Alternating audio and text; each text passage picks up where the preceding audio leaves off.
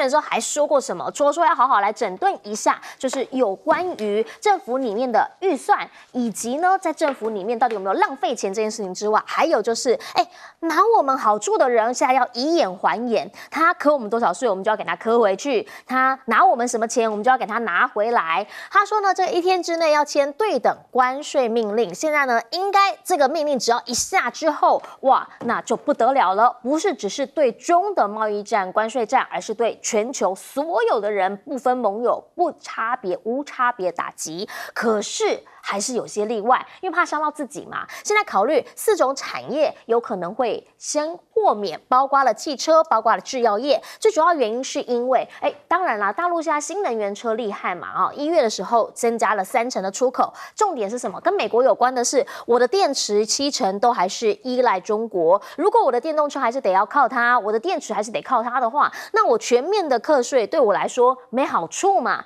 另一个是什么？制药。原因是因为现在呢，就连美国的媒体都发现了，有很多美商制药公司，他买的这个权利是哪里？是来自于中国啊。说2024年大型制药公司的授权交易33%，1/3来自于中国。2年前这个数字是12%。换句话说，生技产业中方也已经做起来了。你真的要跟他一刀两断，甚至要跟他要钱的时候，会不会反而伤到自己人？但是真的要跟他对尬的是谁？是欧盟。欧盟现在讲了，你要跟我们收50%，是不是？那我们就跟你收50%，关税还已经批准了，就是要反击川普，保护自己的工人跟消费者。同时，你要瞄准我们的钢跟铝，那我就打你的什么波本威士忌。哇，这个威士忌酒商一定又开始掉眼泪了，因为4年前川普的时候也是拿他们开刀啊哈。另外还有什么花生酱啊、牛仔裤啊、摩托车，美国出口的商品，通通可能会变成了报复对象。而美国企业呢，也开始讲说，如果说你现在是全面开战，完全无豁免，没有里外、亲远近亲疏之分的话，那小心啊，所有依赖这一些材料的企业，通通都会受到打击。包括了加拿大，他们是最大的这个钢铝的出口国，跟美国之间来说，那他就讲了，如果我们也征收关税的话，那美国人之后你们自己会没了工作，甚至还说了，现在就要把这个拿成谈判的筹码。只是任性的川普他会放手吗？看起来不太会，因为他连一个名称他都很较真。譬如说墨西哥湾现在要改成美国湾，一开始很多人都觉得开玩笑吧，没有人家真干。你来看看微软、苹果、Google 通通都已经改成美国湾了，结果呢就发现了，美联社不改，他说我还是要用墨西哥湾，白宫就不让他去采访了。那大家就讲啦，这个跟言论自由已经有关系了吧？现在呢，如果说你真的一定要把它改成美国湾的话 ，BBC 跟你较真说，其实啦，西班牙人最开始的时候称它为中国海，因为通往中国从这边走叫中国海嘛。那如果你要溯源，你为什么不讲那个是中国海，要讲这个是美国湾呢？从这一些大家就看到了，川普到底喜欢什么？他当然不喜欢中国海嘛，但是川普喜欢的，他就要硬干，就要蛮干，这到底合不合理？其实呢，他会拿这边开刀，拿这个所谓的巴拿马运河开刀，当然就是着重于拉美。而现在大家讲，他下一个目标就是秘鲁的前海港，最主要原因就是因为跟中方角力嘛。现在这边中方习近平不是才康康的讲说他要去这边，要帮忙这个开始运作，然后呢要有一带一路的倡议，然后之后呢要来这边拉美跟中方亚洲这边只能连成一线，缩短运程航程。这一些川普都知道，川普他心中的算盘开始打起来，哪里可以拿到一点好处？请教一下亮哥，您怎么样来看？现在呢，川普说要以眼还眼，所以1天之内他一定会签对等关税命令。这句话他2月10号也讲过一次对啦，对啊，那为什么没有实施？我认为他现在贸易战的逻辑根本就是乱成一团他的幕僚是问题很严重我举例汽车豁免，那请问你跟墨西哥在打什么关税战？墨西哥出口到美国前3样都是汽车，那你到底在打什么呢？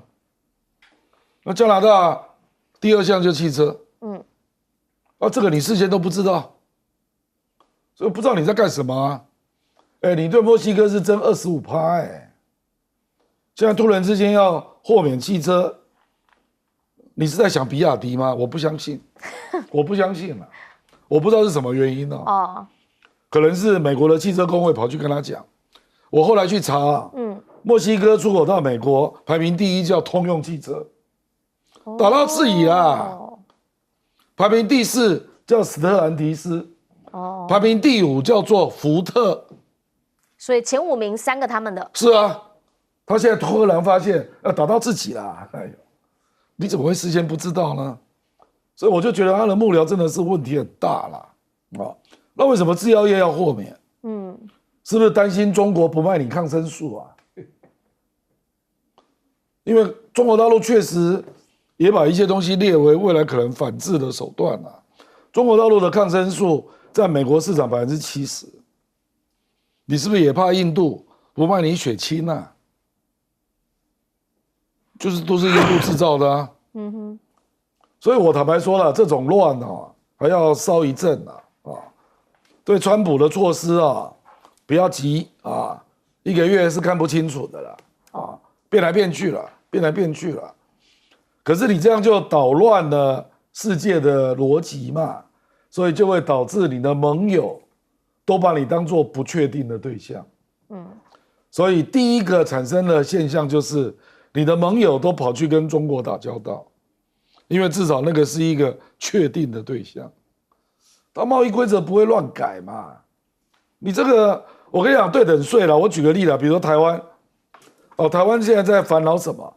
就是说，是不是我们台湾大量卖给美国的那美国就会要求台湾，要么是那边税要拉高，不然就这边税要降低。对。那第一个想到的就是农产品。我们农业部现在非常紧张啊，因为台湾的蝴蝶兰大量卖给美国，依赖度极高。那有人就在想说，美国会不会要求蝴蝶兰的进口税要拉高啊？或者是不然你台湾给我降稻米税？因为美国的米要卖给台湾啊。我跟你讲，这个美国如果认真跟你谈对等税，而且项目是农产品啊，我跟你讲，我们台湾会倒一片啊。美国的农产品竞争力是很强的不知道我们到现在还不知道。而且他还说这个对等关税是会分项目来管的，所以现在变成什么？你哪一个幕僚突然跟你讲，蝴蝶兰不错就列入了，没有逻辑的你不跟人家讨论的变成是谁跟你接近谁就建议了哪个项目不错不是变成这样吗？所以我觉得真的是离谱到家了那个钢铝税，我们台湾就捡到便宜了因为我们以前被磕了，到现在还没取消那别人都进来，我们台湾反而获利，回到一定水平。所以我就跟你讲我觉得他的贸易战真的是乱成一团那甚至现在还会波及我们的台积电，是因为现在外面新闻已经出来了，说他打算要成立一家公司，要台积电跟英特尔都进来合资那高通也要进来，还有华尔街的金主我看那一家就叫 USMC 好了啦，是不是这样呢？我不知道，通通都在变动，所以我们台积电今天凌晨股价大跌1点多，英特尔股票大涨7.2，他就是这样在搞政治嘛，什么都不确定嘛，所以我觉得这个没有办法啦，反正美国就选了这样的一个总统那谁获利最大？一定是中国啦，因为你不确定嘛，人家是确定嘛，就会造成这个结果嘛。是，请教一下岳老师会怎么看？我接着讲了因为我曾经说过嘛，这个川普上台唯一确定的就是他一切都不确定这个的确如此。川普不确定的原因是因为他自己都不知道自己在讲什么了说句良心话了，因为我们也都是读书读了很久的人从来没有学过川普现在做的每一件事情是对的从他发行这个川普币到全家人都发这个虚拟货币，一直到现在这个关税当中不过我这边要强调2个重点了。第一个重点的话呢，强调欧盟的态度。欧盟态度的话呢，我这几天就在想一个问题，就是说美国还要盟邦干什么？美国的话呢，对盟邦的关系的话，在冷战时期所建立出来的友谊啊，就是要以这种美国的话呢，这种强大的这种国力啊，来保障大家的安全。我在欧洲住的时候啊，整个西欧地区怕那个我北约怕华沙公约怕的不得了啊，这个不是我在冷战时期就到那儿去的嘛，所以说在那个时候呢，我参观过北大西洋公约啊，那里面的话呢，感觉到都非常危急啊，实际上的话呢，情况也的确是如此啊。在80年代的时候，确实是这个华沙公约是比较强的，但是在这种情况下的话呢，欧洲始终相信美国的原因就是说，他们不但被保护，自己也要负担一定的兵力啊。那当然了，战后之间的欧洲的发展非常迅猛，所以这个大家要了解啊。欧洲本身来讲，原来的话，像我留学的地方是比利时，他们自己的基础，它也算是帝国主义的一个成员嘛。它原来跟这个以前的这个殖民地之间的关系的话呢，也能够让欧洲有一定的发展。所以在这种情况下的话呢，川普这种表现呢，极其不稳定，极其不正常啊。那么对欧洲来讲的话呢，刚刚提到说是那个要一起配合的这个沿着台海啊，沿着南海走啊，那可能就不配合了。那他们基本上的话呢，这个就是发觉说我们要找一个比较稳定的发展，因为政治尤其是国际政治讲究的现实主义嘛。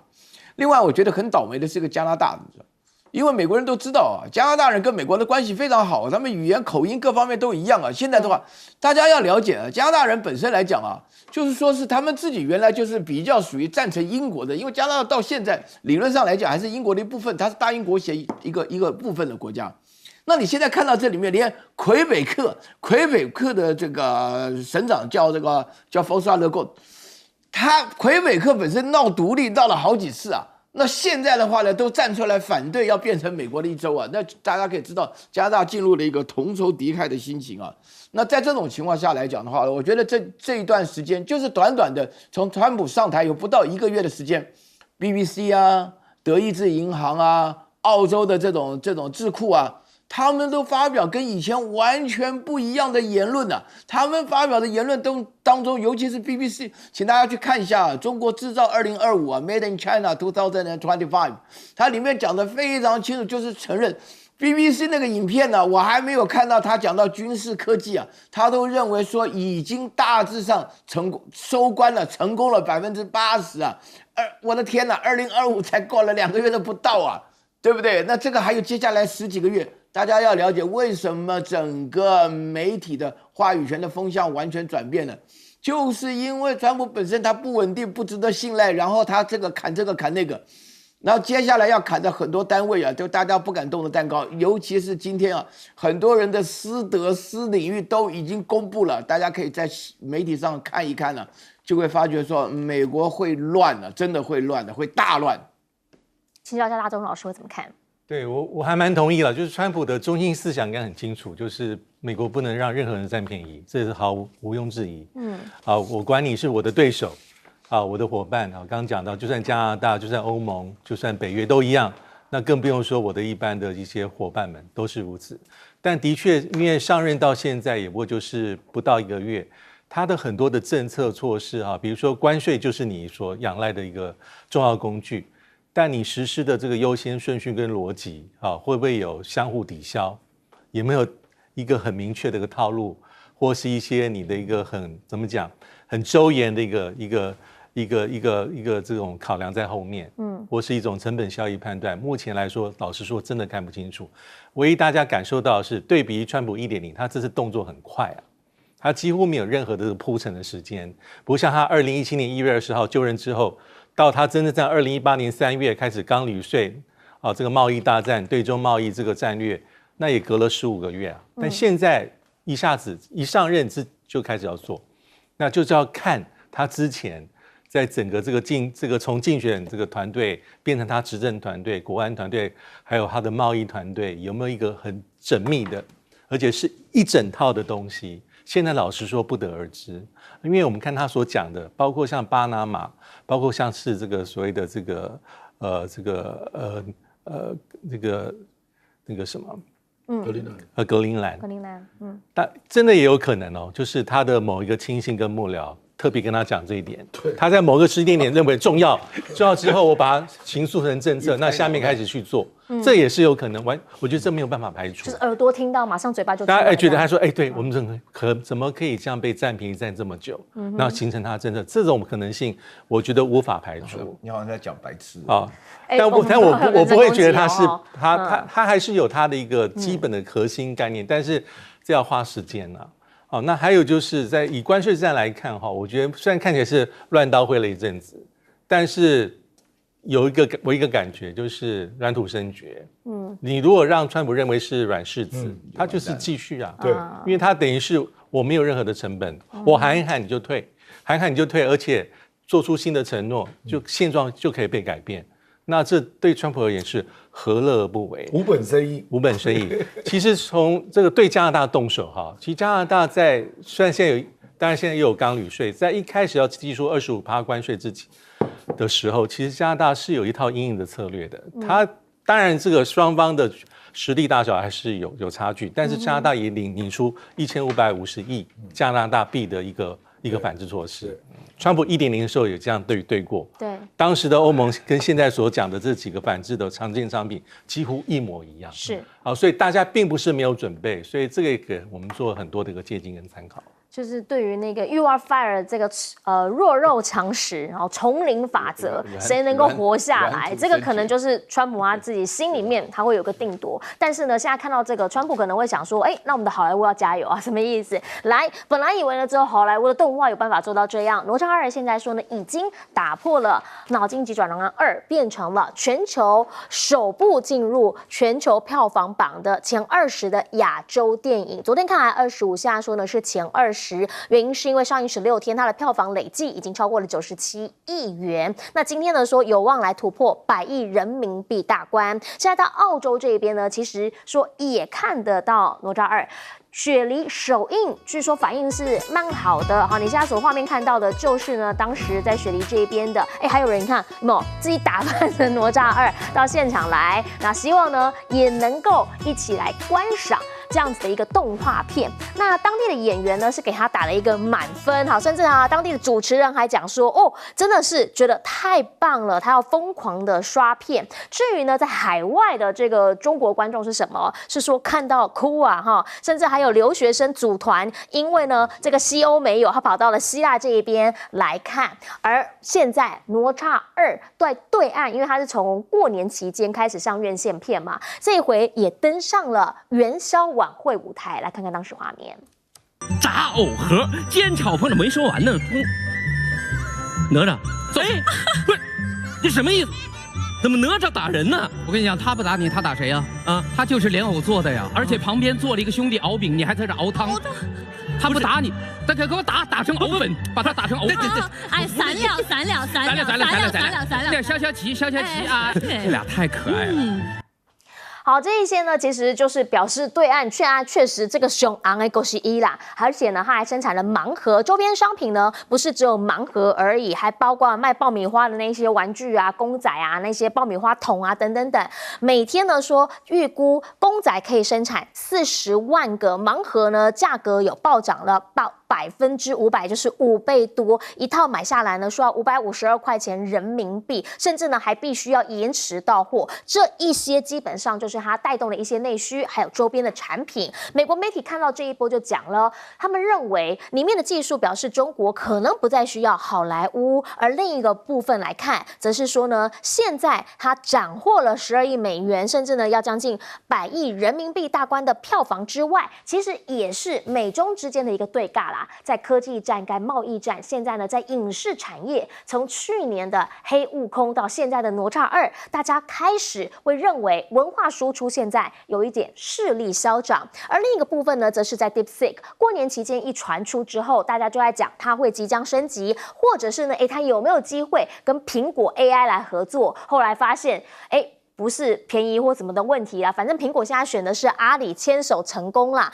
而且呢，它确实是有考虑 DeepSeek， 只是说如果真的是要 DeepSeek 的话，他担心的是团队会不会缺乏资源，还有人力经验，所以他放弃了。但 DeepSeek 现在去了中东，沙特阿拉伯的资料中心呢说，在这边开始用 DeepSeek 来运作一些 AI 的技术，当然这里面也包括了。因为如果什么都要跟美国合作的话，它会被人家给钳制，会被封锁，会有任何等等战略上面的考量，所以现在呢找了 DeepSeek 一起来合作。Google 则是示警说，其实啦，你如果要跟中方的 AI 竞赛的话，要小心的是什么？是第一，谁是主导地位；第二，是你的电力问题会不会面临一些危机。那现在英国媒体呢，则是认为了，在 DeepSeek震撼西方之后，中国制造呢，现在2025要如何让中方崛起？他们觉得高科技就是现在下一步他们希望能够取得先机的点。也因为这样，所以 AI 峰会上头，你会发现大家都签了，美国代表就是不签。好，我们将请教一下亮哥，您怎么样来看？先从哪吒2开始，确实以前没有想到中国动画有办法做到全球票房前20。他最后可能会进入前5哦，搞不好前3。因为已经有人估计可能会超过120亿，这个就一直改啦。本来认为是72，那它持续来在院线上，一直往上拉，对对对，各地区开始院线，而且海外的票房，坦白讲都是在独立院线，因为比较大的戏院都被借走了，都被租走了啦，因为大家也没有想到会这么红啊，所以海外的票房会被严重，就是因为他早先没有把那个院线的大的租下来嘛。你看那个戏院都只有200人，我讲的是美国啦啊。那所以可是这个就是一个启动啊。那我也不能够承认我有看过啦，因为承认的岂不是非法啊？我看过非常多的片段。短片啊，那网络上面搜得到一些短片。确实，它的技术、它的特效超过1000个了。那有一些涉及的数位的动作，我朋友跟我讲的，说让这个上万只的那个生物可以一起动，这种技术以前是没有的。因为我有看过哪吒1，那跟哪吒2是差太远了啦。因为隔了将近5年多嘛，是所以你从这里就可以看到它的技术升级的程度了。而且最重要的是，它都是国内的团队，有138家协力做出这些效果。所以为什么人家会做出这个评论嘛？说中国不再需要好莱坞了，因为各种特效都做得出来了。那当然这个饺子导演，坦白讲，他真的有偏执狂啊。他每一个细节都要求要做到最好，这个其实跟黑悟空有点像，有点像啊，所以这个是2个产品啊，是。可是你可以看到，刚好在不长的时间，黑悟空、哪吒2、DeepSeek 都同时冒出来，那这些通通都是跟数据，就是跟那个数位的领域有关呐，是，所以你当然就可以看到这里面中国大陆事实上是厚积薄发啊，累积了很多技术，那现在就聚焦在一个产品上面，就产生这个效果这样啊。那这个当然后续这个生态一定会继续膨胀啊。事实上黑悟空也会衍生出类似的 A 级的产品嘛，对啊，那个线上游戏的，那这个就是这个层级的卡通啊，动漫，那 DeepSeek 的生态系更不可预测了，这个因为它是开源的嘛，所以它就可以结合各种应用场景，产生不同的产品比如说中国大陆来讲，这个3家电信公司都跟他签约了，那现在几乎所有的电动车的牌子都跟他签约了，这个只是2个领域而已，那其他领域不可限量啊。那至于苹果为什么选择跟阿里啊？对，我觉得那个有特殊的考虑，因为阿里是中国最大的电商，是。所以那个跟苹果手机合作产生的重效会最大，所以他考虑的不是只有人工智能啊，他考虑的还有包括阿里巴巴这个集团能够提供的商业的效益啊。那阿里也在做人工智能啊。是啊，可是因为它是排名第2或第3哦，这种东西大家都只会记得第1名啊。这个就跟那个英伟达的 GPU 一样啦。AMD 也在做啊，绝大多数的人都在买 NVIDIA 的 GPU 啊，因为它是第1名。我觉得 DeepSeek 享有这个第1名的光圈哦，至少可以撑个1-2年了。这么久哦，1-2年，我说在中国境内。，OK，中国境内。好，这个就够他吃了。所以现在有人在估这个梁文峰的财富会有多大。因为梁文峰持股78%。对。你光是去想这一点就觉得蛮可怕的。这跟黄仁勋的持股完全不能比啊。那他现在就是那个生态系这样崛起嘛，所以就会有人愿意用溢价来买他的股权，就是这样。横空出世之后呢，他就会不断的来壮大。毕竟他现在因为确实他有知名度了，那他有一些内容让大家看到他的成绩了。那之后呢，他能够发展到什么样的一个态势？原因是因为刚开始如果他就可以做到这样的话，那后续确实是不太可限量的。我们先进广告，等等回来继续来说。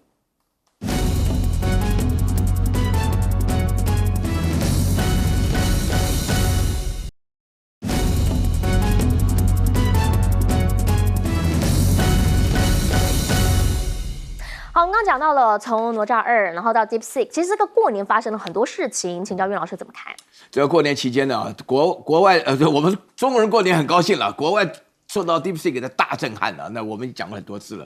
在国内的话呢，是因为我过年后呢，到了去吃家喜酒，然后人家的话呢，他们中午吃饭嘛，下午没事干，就叫我去看动画片。我那时候很排斥啊，因为我看过哪吒1，也看过哪吒2，就是因为后来去看，看完以后我在这边讲啊，太好看了，太好看了，一定要去看啊。然后我在里面讲啊，就首先第一个就是它的剧情啊，它的剧情里面包含的内容啊，就是出现了它这个有非常多的亲情啊，哪吒跟他的父母，很多人都掉眼泪哦，很多人掉眼泪，大家要去看啊，有很多人的话呢友情啊，有很多人重视友情的啊，有的人是喜欢所有你喜欢动画片中的形象，通通存在，可以为之老少咸宜啊，这是第一个部分的。然后第二个部分的话呢，就要强调它的科技啊，它那个科技啊，我不晓得怎么弄的。刚刚亮哥稍微强调了一下，它那个土拨鼠的每一根毛都看得好清楚啊。对，哎呀，我他妈吓了一跳，你知道？那个时候我就感觉到，然后呢，就你有看到立体感的意思是不是？我何止立体感了，我感觉到我自己都快变成土拨鼠了。那3只龙出来了。对，哇，那个整个那个形象，而且最重要的一件事情就是说，你会觉得说那个看电影像看武侠小说一样，就害怕它早点结束，你知道？一直希望它的整个故事的剧情带你走，亲情啦、友情啦、剧情啊，还有另外一个重要的它的科技啊。另外，我觉得它配音也非常厉害。配音非常厉害，我跟你讲哈，那个里面就是昨天嘛，就是海外版上市了，听那个英文版的，那个急急如律令啊，它叫 quick biu biu biu， 非常非常有创意啊，它那个配音非常好。我这个对，我不好意思多讲，因为什么呢？要让大家不要剧透，就不要剧透，多台湾看不到。另外，我要强调一个重点，叫现实啊，放在里头啊，这个就是大陆现在啊，一般来讲又好笑又好气啊，就是中美关系嘛。这里面你看到白宫啦，看到绿卡啦，看到美金的标志啦，什么啊，你会觉得说，你慢慢想起来，这个电影本身，这个动画片本身的寓意很深了。他那个导演的饺子啊，他是四川人嘛，里面那个太乙真人，他讲的是一口叫川普啊。因为我去看的时候，都跟那些四川人在一起啊，他们就跟我解释这里面所看的这个妹妹嘎嘎里面的小地方啊，细节各方面来讲的话呢，就是表示的非常重要。我觉得整体来讲的话呢，中国的元素已经正式进入娱乐业，从这个《流浪地球》开始，然后到了黑神话悟空。然后呢，再进一步的话，来到这个哪吒1、哪吒2、哪吒3也会出现，他们都是系列型的。但是最重要的是，整个文化的自信经过哪吒2的大卖以后，完全建立起来了。是，好，等等广告回来了，我们要请大钟老师来帮我们总结。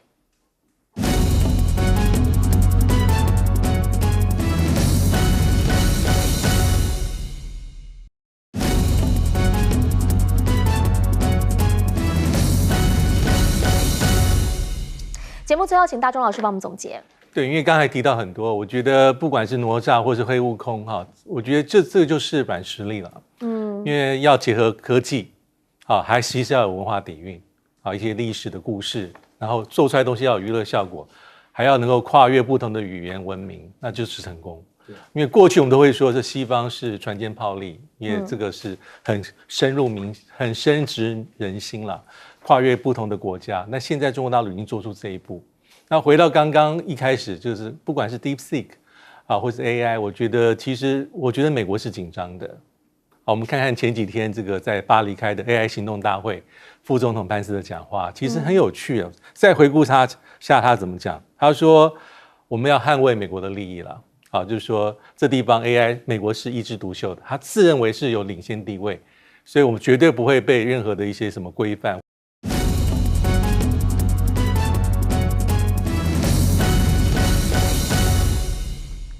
大家晚安，我陈燕莹，欢迎来到新闻大白话。接下来这1小时国内外大小事，要用您听懂的话说给您听。现在介绍这1小时来宾，首先要介绍是耶鲁真学博士郭正亮。大家平安。淡大战略所教授李大中老师，大家平安，以及台大哲学系教授苑举正老师。燕莹好，各位观众朋友，大家好。好，开始要带您看到是昨天元宵节，有吃汤圆嘛？大家呢其实已经过完了这一个春节了，但是在昨天呢，海上是有一些善意的传递，但是到底有没有传到啊？对方认为是善意啦，但是我方听起来好像有不同的意思。这个是共建呢，现在对我们的宜阳舰喊话说。顺风顺水，拢吉利，团团圆圆，没代志。好，说祝大家元宵节快乐。我们这边呢，据说是没有回复他，但是呢，我们有联合勤监侦作为全程掌控。要告诉大家的是，我们即便元宵节都没有懈怠。好，现在我们看到什么讯息？我们看到日本告诉我们这样的讯息了。原因是因为呢，日本防卫省告诉我们，075型的2栖攻击舰有7艘舰艇呢穿过宫古海峡这里，进到了太平洋。就让我们感到非常的威胁性高，所以针对于昨天的那一段对话，我们觉得，这是善意吗？来听听当时画面。台湾宜阳号，中国海军淮北舰教。台北号，这是宜阳舰，请回答。值此佳节之际，祝你们和你们的家人元宵节快乐，团团圆圆，莫代志。好，他还特别讲台语哈，团团圆圆，莫代志哈。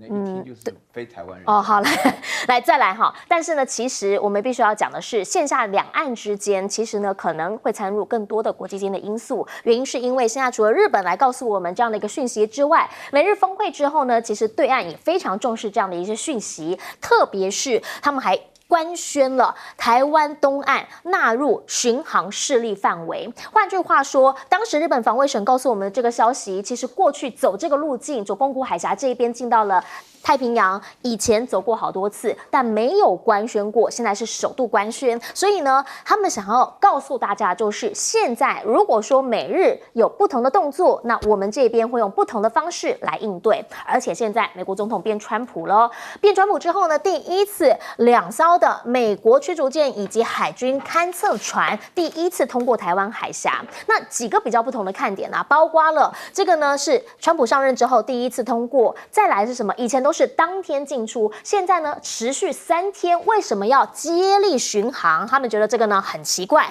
另一个部分呢，则是东部战区其实是比美军还要先公布这个消息，告诉大家说呢，我们现在呢要告诉美方传递错误讯号，你们会增加安全风险。那是不是表示现在整个事态对于中方来说，他认为是升高了呢？而对于美军来说，现在他们到底应该要做的是什么？可能必须要先内视一下自己内部的状况。原因是因为呢，最新这美国3军轮流出事，海军电战机现在说呢，在加州外海这边坠毁了。这是咆哮者电战机说在加州外海这一边，你看到这个画面，当时为什么会被清楚拍下？因为有当地的电视台他们在海边拍摄节目，结果呢，意外的拍到了这样子的一个画面，2名这个飞上的飞行员呢是有逃生成功的，可问题是不是只有海军出事啊？先前在1月28号是空军 F-35在阿拉斯加这边坠毁，1月30号呢则是这个黑鹰直升机呢陆军在华盛顿这边撞上了客机，当时也是造成了军方以及客机这边人员全数身亡。好，这一些内容大家就想问，他们是不是也应该了解一下内部出了什么问题？至于在对岸这2天最红的是这到底是谁？好，原因是因为呢，说在福建的天空出现了好几个红点，而这个红点本来是一直线，后来呢还会围成圈圈，甚至呢还会一直在分裂的状态。有人就讲，这会不会是无人机？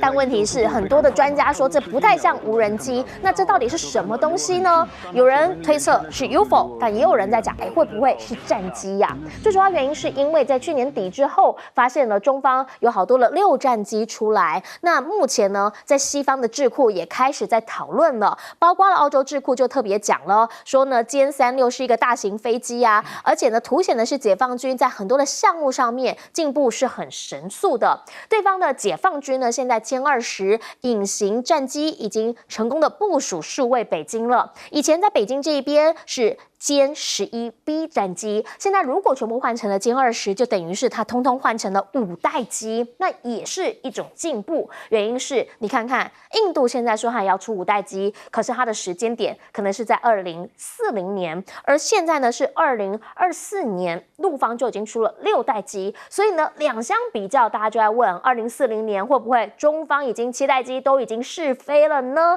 好，这一些当然比的除了是国力战力之外，回过头其实还有一些民族的因素存在。但也要请教一下亮哥，您怎么样来看？对于我们来讲，我们跟对岸应该是同样的文化啦，大家都过元宵节，但是当他们跟我们讲元宵快乐的时候，我们告诉他不予回应。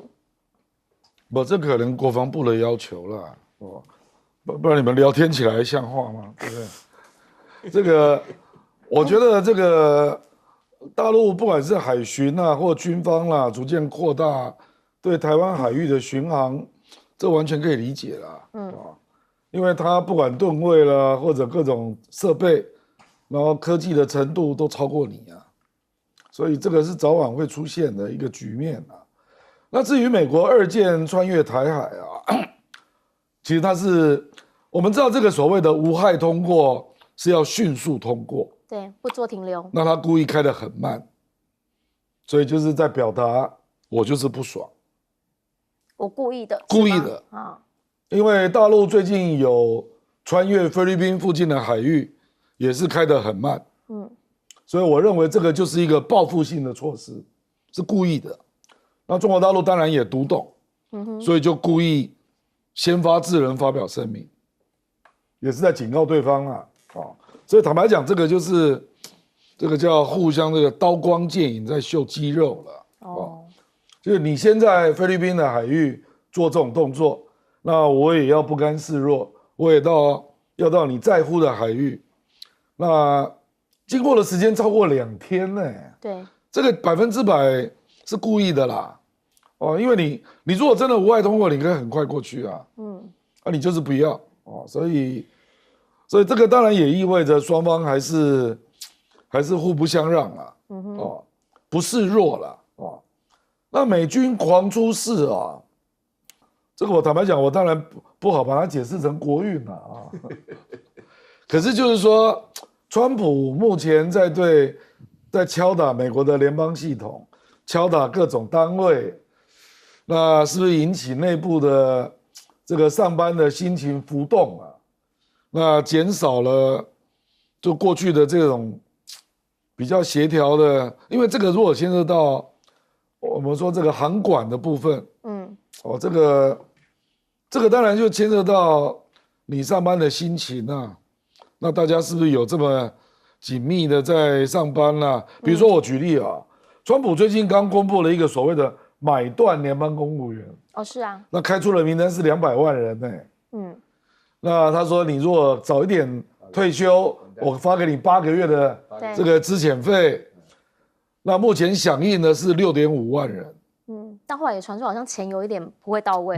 他们就在抱怨嘛。对啊。说你又没有编预算，我怎么知道钱会给我？对，可是就是说，如果这种做法，那很多人就会觉得朝不保夕了。那你这个会不会造成人家上班那个心理的动摇啦？那全方面的当然就会造成有些人就觉得，反正我也待不久啊，对不对？那 USAID 那是更直接了，用反浪费、反腐败，就直接叫你滚蛋了。所以我觉得这个，而且我跟你讲，那个国防部长还没开始那个海格塞斯还没开始所以你去想一想，到时候军方，而且我也听到有一些 FBI 的，这个坦白讲会有什么后果，没有人知道啦。因为川普的做法都是我用人工智能来大数据推算，觉得我们不需要用那么多人，就直接把你干掉了。他说1年可以省1000亿的美元的人事费啊。坦白讲，这个不符合政府的习惯的做法啦。是，这些人，他们如果被迫提早退休，那有一些人的专长是什么？有一些人专长是搞破坏啊。哦，你去看苏联当年解编 KGB 啊，立刻就产生了俄罗斯黑手党，因为他的专长就是杀人放火啊，就是搞破坏啊，一样的啦。所以我才说，美国这个你不要以为一个联邦政府有很多都是有先进知识的单位啊，那你一下子要叫人家走路，那人家未来怎么办？所以一定会外延出一些你意想不到的一些事件啊。那我当然不能说这个一定是什么，军方是不是怠惰啦？所以那个导航啊就不认真啊。我不能这样推论啊。可是最近实在发生太多事件了，而且都跟航空有关。那我总不能够说是你川普的国运不好吧？差不多。可是就是难以解释，所以我就会说是系统性的。OK， 是不是造成了上班的心情浮动啦？我只能这样解释啊，不然因为太多事件了。是这2个礼拜来，而且川普只上任20几天呢，所以我认为是系统性的，有点这个螺丝松了啦。是，请教大众老师会怎么看？对，我觉得这个川普和马斯克要做的可能是一种希望大破大立了，这种破坏性的创造。但有没有办法真的这个大立，或是真的创造出什么？我觉得变数真的很多，因为你是动到了既得利益者的利益了。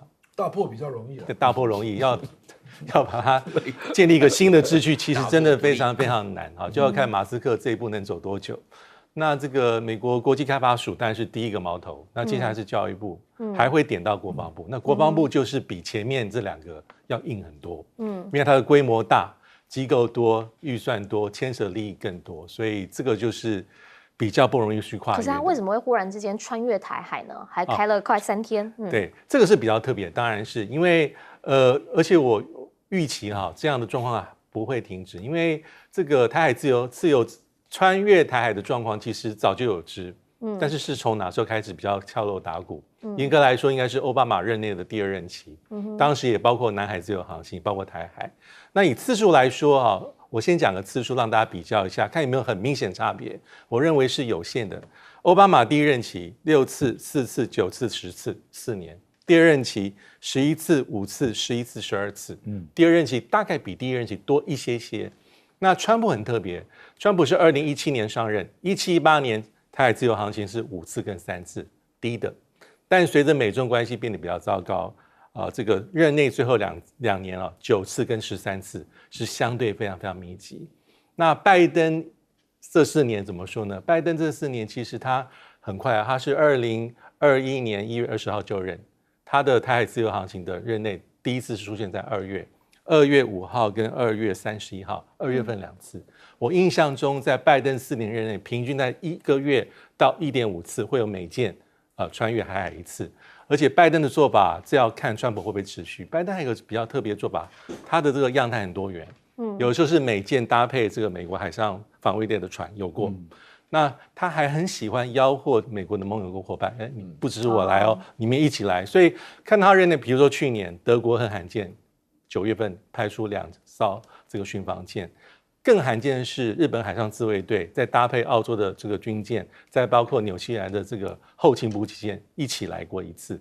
那也包括像是美国说呢，英国、澳洲、加拿大，这些是我们比较耳熟能详的。但是我们也知道目前来说，因为刚刚提到这个川普的这个赫格塞斯其实现在川普的真正重点真是要把所有的资源跟注意力是移防到印太地区的，非常清楚。所以他对所有在欧洲的讲法，包括看到在布鲁塞尔美国国防部长讲话，还有包括他自己在参院的任命的讲话，五角大厦都所有员工讲话很清楚，美国要把重心是移到印太的，所以这样听起来对于乌克兰来说就是比较残酷。比如说他会讲到说，什么北约不可能，其他的什么你要恢复过去的领土不可能，但是我最后再讲一句话，但是赫格塞斯所有在讲对中国大陆的美中的冲突，他的讲法都非常的，我觉得是比较保守的。他说美国要增强嚇阻是不要，为了是什么？为了不要美中大战，为了不要让美国卷入不应该卷入的冲突，这点我们还是要非常的清楚去做一个判断。好，如果说呢，他真的重点在印太的话，就想要请教一下苑老师了，因为两岸之间就会让大家认为，中方已经讲的是红线嘛。所以我觉得昨天这个元宵节的话呢，刚刚一听到那个讲的闽南语不是很标准，听起来有点像我讲的闽南语的这种感觉啊，就充满了善意啦。首先过元宵节嘛，我非常认同刚刚亮哥的说法啦，就是说是大家既然是讲好说要维持一定的关系，维持一定的沟通，既然大家都要和平的话呢，人家展现善意，我们就回应一下嘛，对不对？然后这种观念的话呢都没有的话呢，然后不回应的话呢，代表什么？代表什么？你自己都说不清楚啊，对不对？所以说，这是第一个观点啊。另外的话呢，这个把这个整个方向转到印太来讲的这个说法是一个长期的判断，因为川普到现在上台不到1个月，闹的事情很多啊，闹的事情很多的话呢，大家可以感觉到他目前要解决眼前的纷扰都已经非常非常多了。我跟你讲，原来俄乌之间的冲突，原来中东这边的巴以的冲突，川普现在拿不出什么具体的方案，他用的方案都是非常烂的，非常烂透了。我跟你讲，跟这个我们大家想象以为他是有什么特别的好点子都拿不出来一样的情况。我随便举个例子就知道了，现在川普之间内部的事情的话，转到印太来讲，可能是2-3年后的事情。现在的话呢，根本没有时间搞这个。为什么呢？因为现在马斯克搞的单位，除了美国的国际开发总署之外，还包含了连 CIA 都开除了好多人。我们现在讲好了 ，CIA 开除了1万人，1万人当中的话，我们拿1%的人啊，就是10个人吧。10个人出来，我看1万人是一个1/1000了，10个人到 TVBS 来联合做直播讲出来所有 CIA 干的坏事然后那个美国国际开发总署也讲了，前一阵子的话呢，也没有说前一阵子，2-3天前那个有个叫做贝书颖的，在台湾驻过记者的，他就讲说如果你把我们钱取消的话，我们怎么混得下去？我们要这个造谣抹黑，爆料反中国。他们基本上这个爆料最了不起的就是你做直播，直播一定有生意啊！你不给我薪水，我自己做直播讲美国的话呢 ，CIA 干的这种事情，这个不是没有潜力啊！以前那个蓬佩奥就讲过，我们在 CIA 学的永远是说谎。抹黑，暗杀，永远是学这个其他的不会啊。那你一大群亡命之徒下来了以后，这怎么得了？这个东西我必须强调马斯克的做法上来讲，固然是一般来讲跟人家的想法不一样，但是他有没有顾及到后果美国本身来讲的话呢，对于拜登来讲，他唯一可取就是拜登希望大家说美国的正面形象但是现在马斯克一下子全部拉开全部拉垮了，内部烂得不得了。我觉得美国现在自己内部的问题会非常非常严重，严重到的话呢，因为大陆现在话呢就变成那个吃瓜群众，抓个板凳在那边看美国能够乱到什么程度。你在这种一上一下，不要说是这个，不要说东升西降了，就是美国自己现在这种搞法的话呢，而且让我想起这个以前看周敦颐讲的爱莲记就譬如劳爱则以生灵就你药太猛了你得了痨病，得了太猛药的话，这个美国一下猛药的话呢，我看这个轻则拉肚子，重则卧病不起好，必须要理解的是什么？是川普他现在呢一再的告诉大家，他只是在做对的事情。好，原因是这件事情确实他在竞选的时候都有讲过。